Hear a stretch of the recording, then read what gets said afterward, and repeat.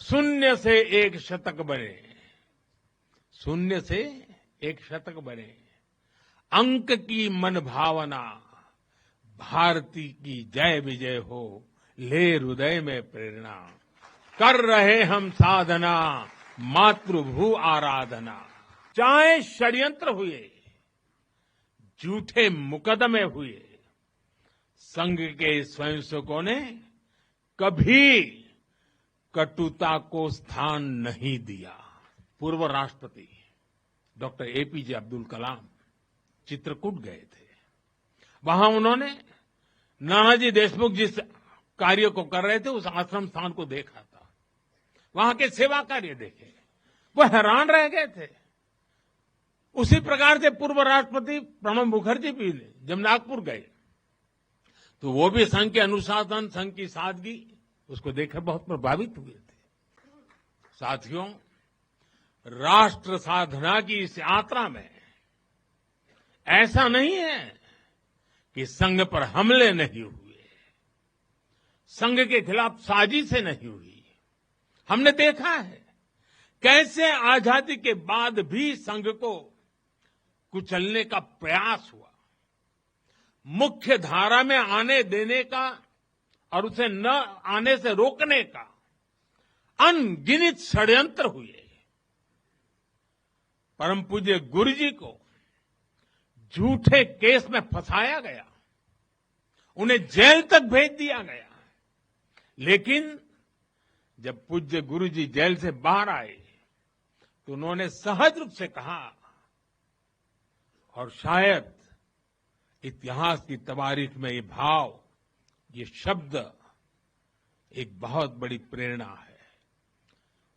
तब परम पूज्य गुरु जी ने बहुत सहजता से कहा था, कभी कभी जीभ दांतों के नीचे आकर दब जाती है, कुचल भी जाती है, लेकिन हम दांत नहीं तोड़ देते, क्योंकि दांत भी हमारे हैं और जीभ भी हमारी है। आप कल्पना कर सकते हैं, जिन्हें जेल में इतनी यातनाएं दी गई, जिन पर भांति भांति के अत्याचार हुए, उसके बाद भी परम पूज्य गुरु जी के मन में कोई रोष नहीं था, कोई दुर्भावना नहीं थी। यही परम पूज्य गुरु जी का ऋषि तुल्य व्यक्तित्व था। उनकी यही वैचारिक स्पष्टता संघ के प्रत्येक स्वयंसेवक के जीवन के मार्गदर्शक बनी। इसी ने समाज के प्रति एकात्मता और आत्मीयता के संस्कारों को सशक्त किया। और इसलिए चाहे संघ पर प्रतिबंध लगे, चाहे षड्यंत्र हुए, झूठे मुकदमे हुए, संघ के स्वयंसेवकों ने कभी कटुता को स्थान नहीं दिया, क्योंकि वो जानते हैं हम समाज से अलग नहीं है। समाज हम सबसे ही तो बना है। जो अच्छा है वो भी हमारा है, जो कम अच्छा है वो भी हमारा है। साथियों, और दूसरी बात, जिसने कभी कटुता को जन्म नहीं दिया, वो है प्रत्येक स्वयंसेवक का लोकतंत्र और संवैधानिक संस्थाओं में अडिग विश्वास। जब देश पर इमरजेंसी थोपी गई तो इसी एक विश्वास ने हर स्वयंसेवक को ताकत दी, उसे संघर्ष करने की क्षमता दी।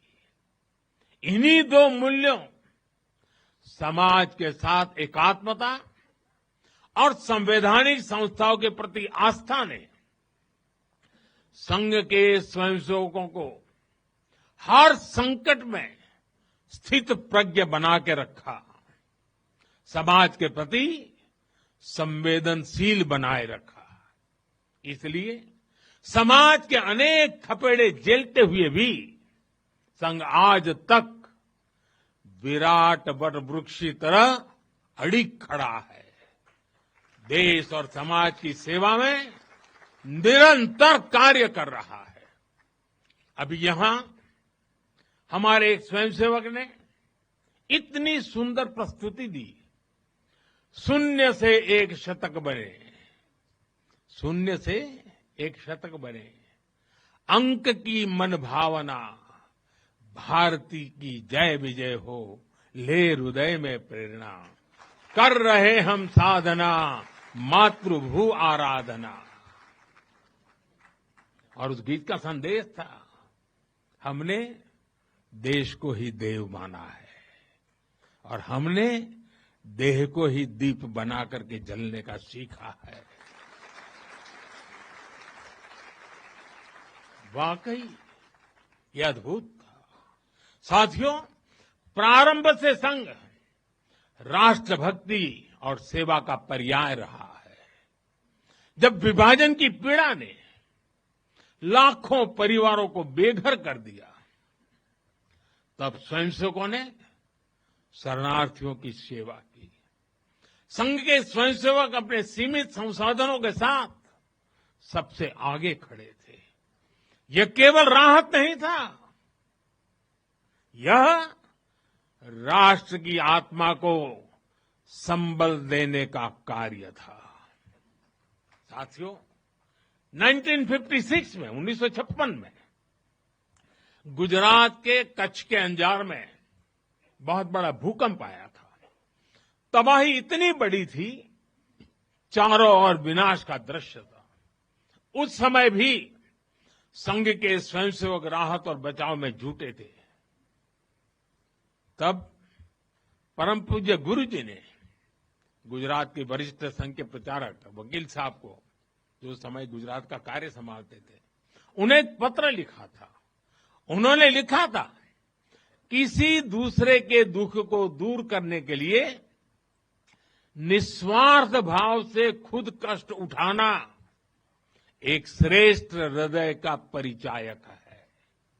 साथियों, खुद कष्ट उठाकर दूसरों के दुख हरना, ये हर स्वयंसेवक की पहचान है। याद करिए 1962 के युद्ध का वो समय, संघ के स्वयंसेवकों ने दिन रात खड़े रहकर सेना की मदद की, उनका हौसला बढ़ाया, सीमा पर बसे गांवों में मदद पहुंचाई। 1971 में लाखों शरणार्थी पूर्वी पाकिस्तान से भारत की धरती पर आए। उनके पास न घर था न साधन। उस कठिन घड़ी में स्वयंसेवकों ने उनके लिए अन्न जुटाया, आश्रय दिया, स्वास्थ्य सेवाएं पहुंचाई, उनके आंसुओं को पोंछा, उनकी पीड़ा को साझा किया। साथियों, एक बार, और हम जानते हैं 1984 सिखों के खिलाफ जो कत्लेआम चलाया गया था, अनेक सिख परिवार संघ के स्वयंसेवकों के घरों में आकर के आश्रय ले रहे थे। यह स्वयंसेवकों का स्वभाव रहा है। क्यों? एक बार पूर्व राष्ट्रपति डॉक्टर एपीजे अब्दुल कलाम चित्रकूट गए थे। वहां उन्होंने नानाजी देशमुख जिस कार्य को कर रहे थे, उस आश्रम स्थान को देखा था, वहां के सेवा कार्य देखे, वो हैरान रह गए थे। उसी प्रकार से पूर्व राष्ट्रपति प्रणब मुखर्जी भी जब नागपुर गए, तो वो भी संघ के अनुशासन, संघ की सादगी, उसको देखकर बहुत प्रभावित हुए थे। साथियों, आज भी आप देखें, पंजाब की बाढ़, हिमाचल उत्तराखंड की आपदा, केरल के वायनाड की त्रासदी, हर जगह स्वयंसेवक सबसे पहले पहुंचने वालों में से एक रहते हैं।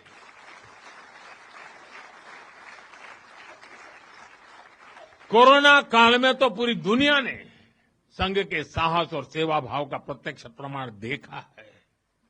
साथियों, अपनी 100 वर्ष की इस यात्रा में संघ का एक बड़ा काम ये रहा है, उसने समाज के अलग अलग वर्गों में आत्मबोध जगाया, स्वाभिमान जगाया।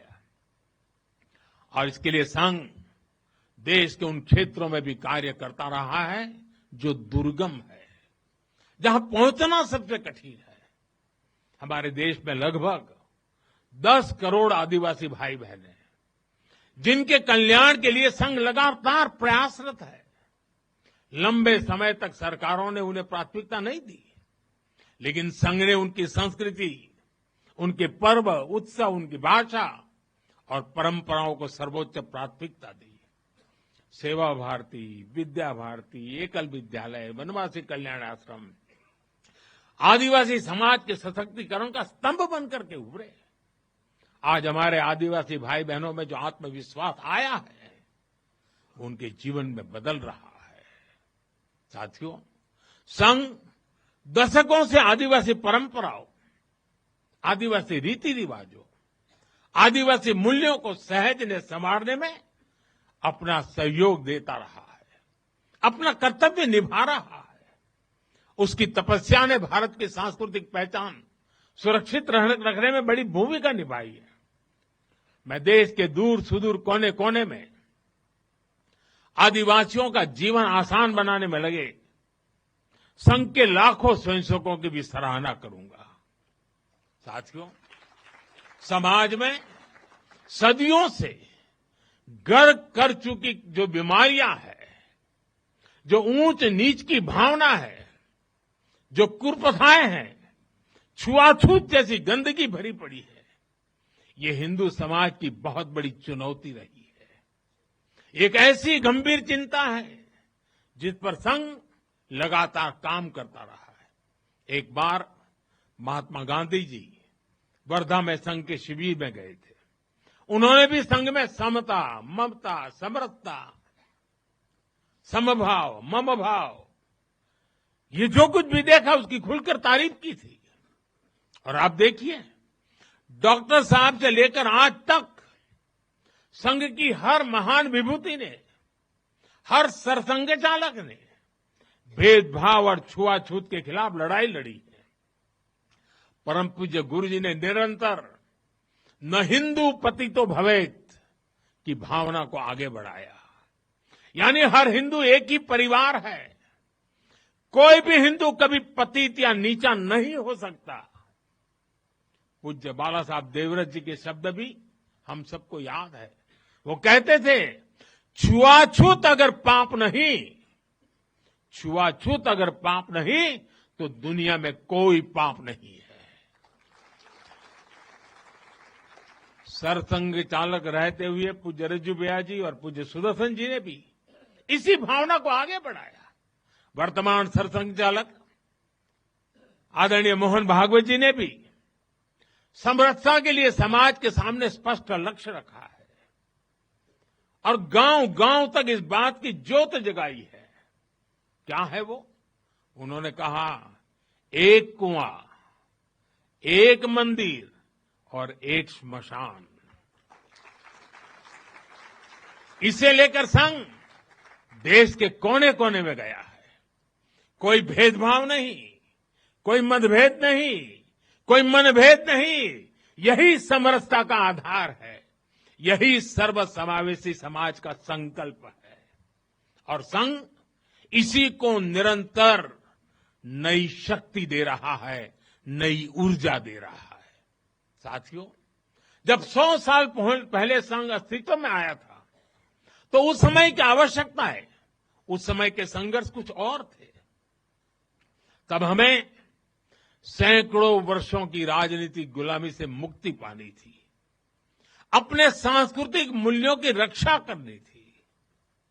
लेकिन आज 100 वर्ष बाद जब भारत विकसित होने की तरफ बढ़ रहा है, जब भारत दुनिया की तीसरी सबसे बड़ी इकोनॉमी बनने जा रहा है,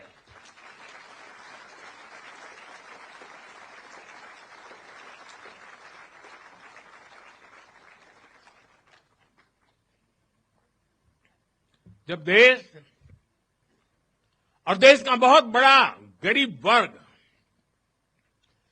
गरीबी को परास्त करके, गरीबी को पराजित करके आगे आ रहा है, जब हमारे युवाओं के लिए नए नए सेक्टर्स में नए अवसर बन रहे हैं, जब ग्लोबल डिप्लोमेसी से क्लाइमेट पॉलिसीज तक भारत विश्व में अपनी आवाज बुलंद कर रहा है, तब आज के समय की चुनौतियां अलग है, संघर्ष भी अलग है।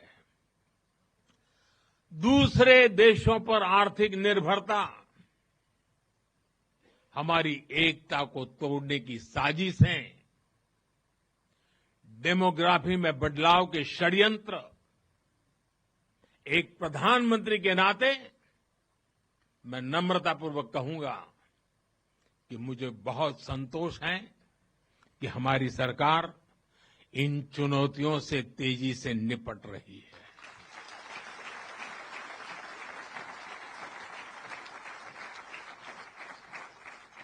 वहीं एक स्वयंसेवक के नाते मुझे ये भी खुशी है कि राष्ट्रीय स्वयंसेवक संघ ने न केवल इन चुनौतियों को पहचान की है, बल्कि इन चुनौतियों से निपटने के लिए ठोस रोड मैप भी बनाया है।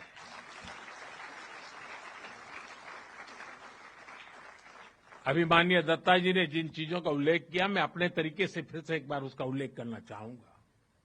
साथियों, संघ के पंच परिवर्तन, स्वबोध, सामाजिक समरसता, कुटुंब प्रबोधन, नागरिक शिष्टाचार और पर्यावरण, ये संकल्प हर स्वयंसेवक के लिए देश के समक्ष उपस्थित चुनौतियों को परास्त करने की बहुत बड़ी प्रेरणा है।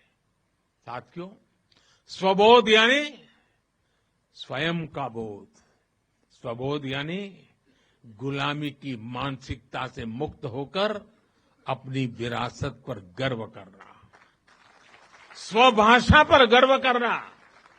स्वबोध यानी स्वदेशी, आत्मनिर्भर होना। और मेरे देशवासियों, ये बात समझ के चलिए, आत्मनिर्भर ये विकल्प के तौर पर नहीं है, ये अनिवार्यता के रूप में है।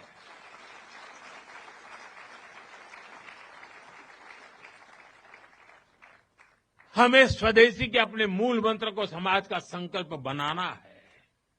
हमें वोकल फॉर लोकल के अभियान को उसकी सफलता के लिए वोकल फॉर लोकल ये हमारा निरंतर एक नई ऊर्जा प्रदान करने वाला घोषवाक्य होना चाहिए, प्रयास होना चाहिए।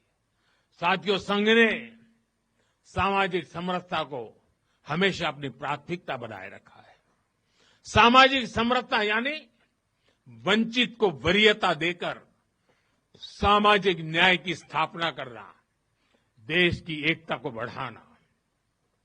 आज राष्ट्र के सामने ऐसे संकट खड़े हो रहे हैं जो हमारी एकता, हमारी संस्कृति और हमारी सुरक्षा पर सीधा प्रहार कर रहे हैं।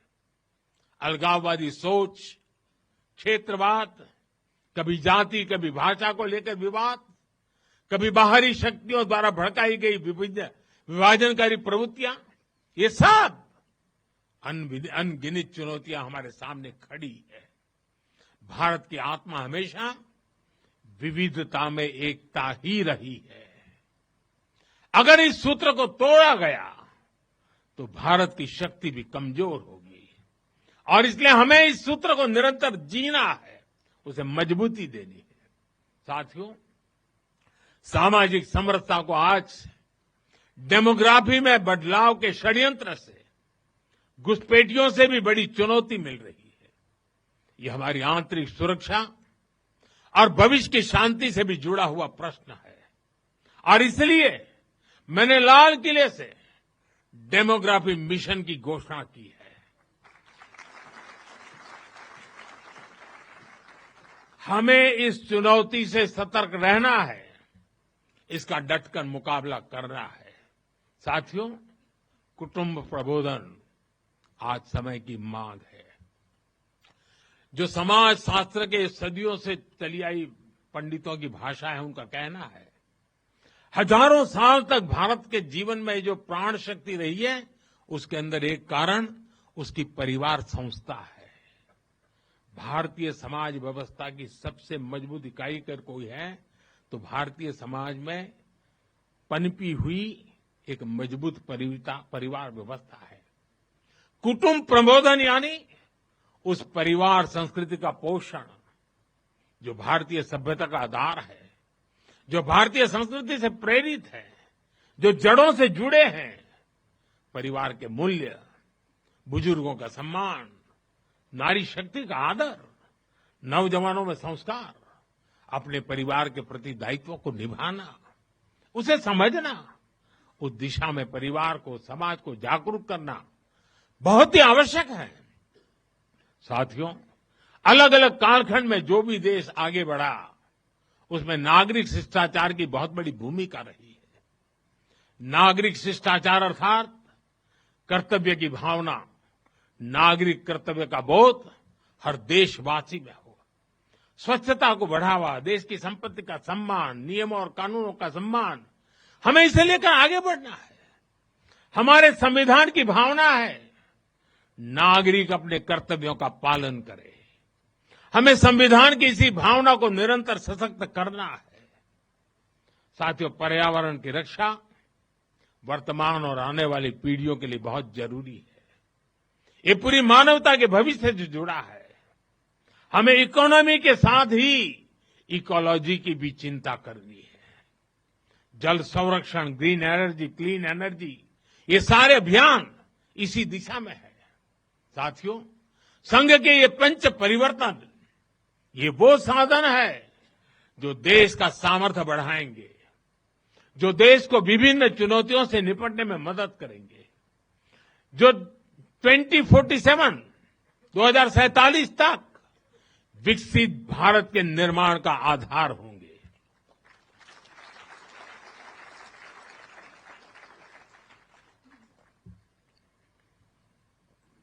साथियों, 2047 का भारत तत्वज्ञान और विज्ञान, सेवा और समरसता से गढ़ा हुआ वैभवशाली भारत हो। यही संघ की दृष्टि है, यही हम सब स्वयंसेवकों की साधना है और यही हमारा संकल्प है। साथियों, हमें हमेशा हमेशा याद रखना है, संघ बना है राष्ट्र के प्रति अटूट आस्था से। संघ चला है राष्ट्र के प्रति अगाध सेवा के भाव से। संघ तपा है त्याग और तपस्या की अग्नि में। संघ निखरा है संस्कार और साधना के संगम से। संघ खड़ा है राष्ट्र धर्म को जीवन का परम धर्म मान करके। संघ जुड़ा है भारत माता की सेवा के विराट स्वप्न से। साथियों, संघ का आदर्श है संस्कृति की जड़ें गहरी और सशक्त हो। संघ का प्रयास है समाज में आत्मविश्वास और आत्मगौरव हो। संघ का लक्ष्य है हर हृदय में जन सेवा की ज्योति प्रज्वलित हो। संघ का दृष्टिकोण है भारतीय समाज सामाजिक न्याय का प्रतीक बने। संघ का ध्येय है विश्व मंच पर भारत की वाणी और प्रभावी बने। संघ का संकल्प है भारत का भविष्य सुरक्षित और उज्जवल बने।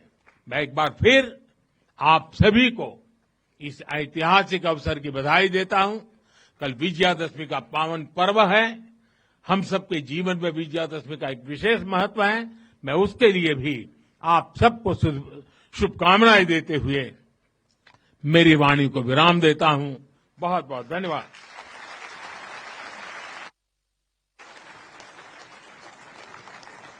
देवीय सज्जनों, आप सभी से अनुरोध है, आप सभी अपने अपने स्थान पर खड़े हों राष्ट्र गान के लिए।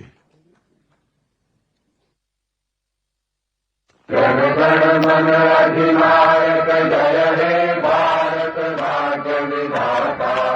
पंजाब सिंधु गुजरात मराठा द्राविड़ उत्कल गंगा।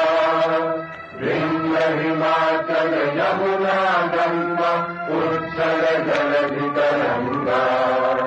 तब शुभ नामे गावे तब शुभ आशीष मांगे। गाहे तब जय गाथा जन गण मंगल दायक जय हे भारत भाग्य विधाता। जय हे जय हे जय हे जय जय जय जय हे।